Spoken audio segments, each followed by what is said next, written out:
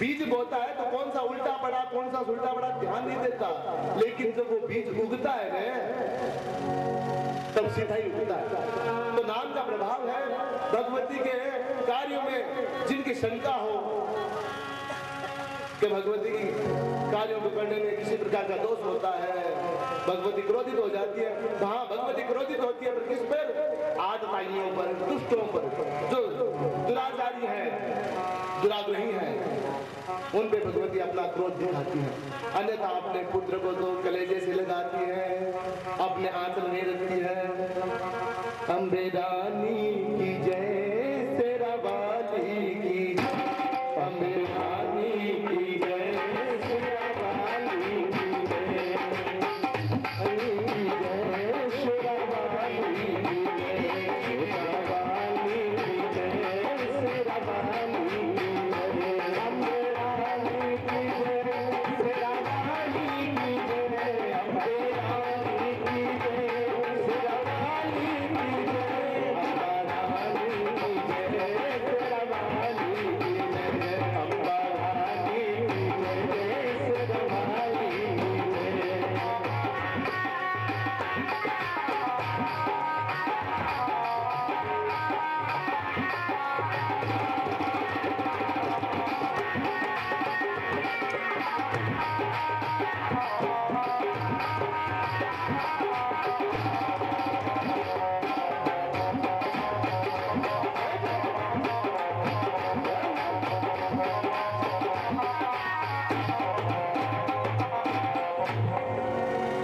बोलिए भगवती राज राजेश्वरी मैया की जय।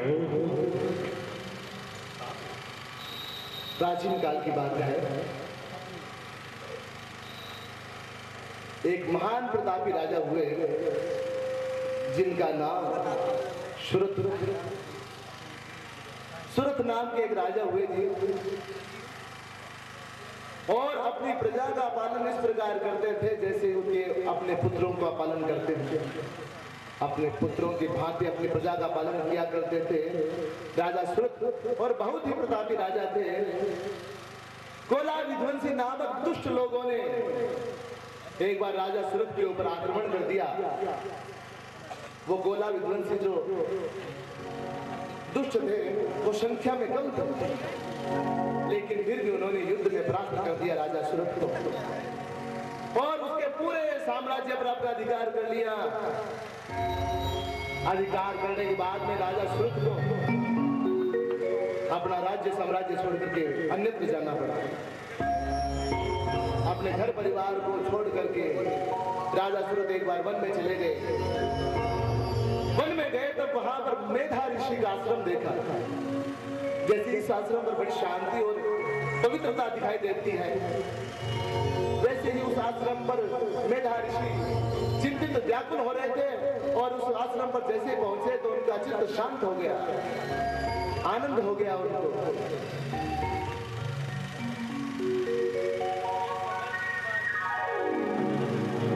कुर्सी दे दीजिए वहां पर, हाँ जाए। तो मेधा ऋषि के आश्रम पर उन्होंने क्या देखा कि वहां शेर भी है तो गाय भी है, और किसी में हिंसा की प्रवृत्ति नहीं है। सभी जीव परस्पर एक साथ मिलकर के रहते हैं। मेधा ऋषि के आश्रम पर जाकर के राजा सुरत ने कई दिनों तक आश्रय लिया। अब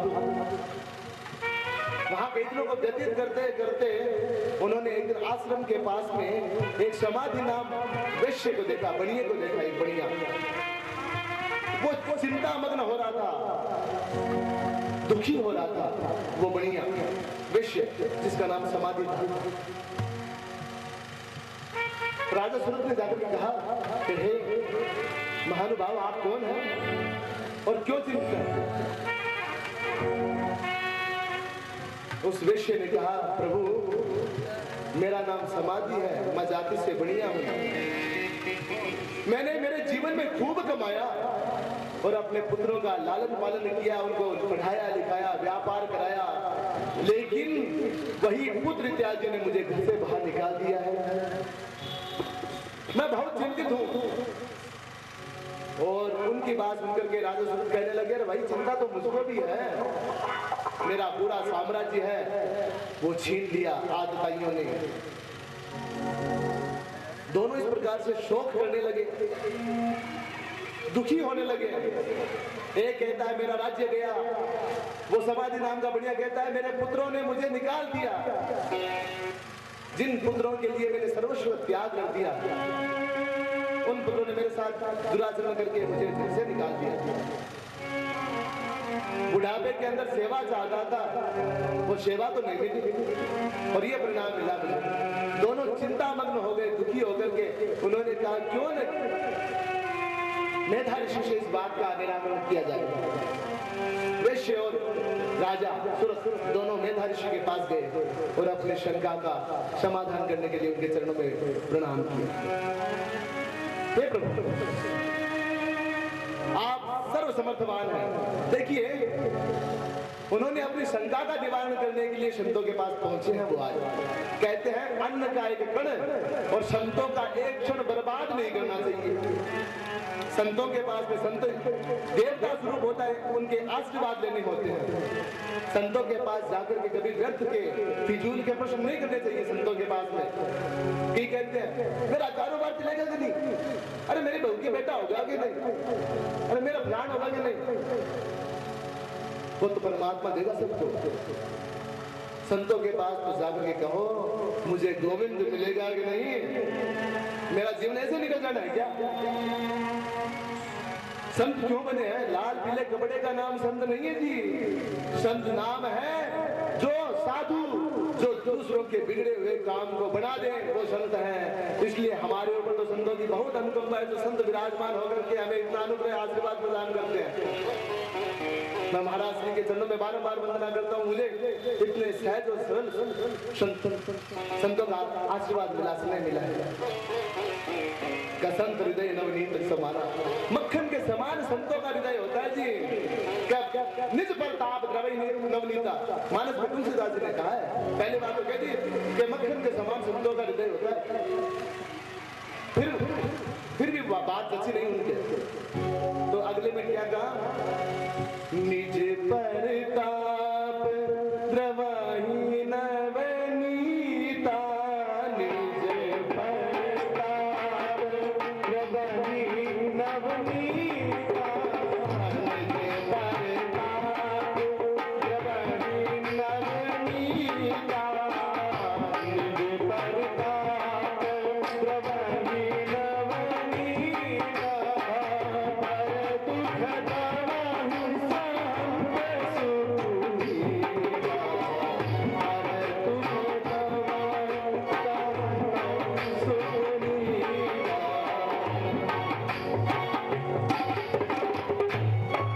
पर दुख संतों का हृदय मक्खन के समान, फिर भी जचा नहीं तो कहा निज प्रताप द्रवई नवनीता।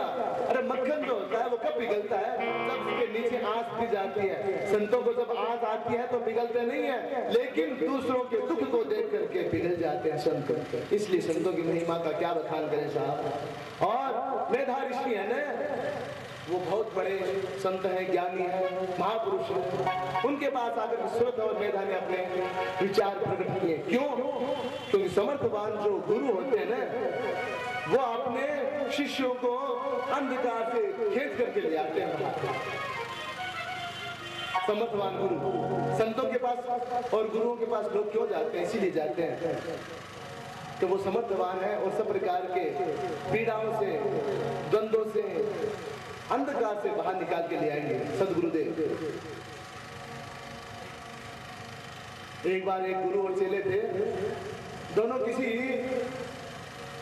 गांव में घूमते घूमते जा रहे थे।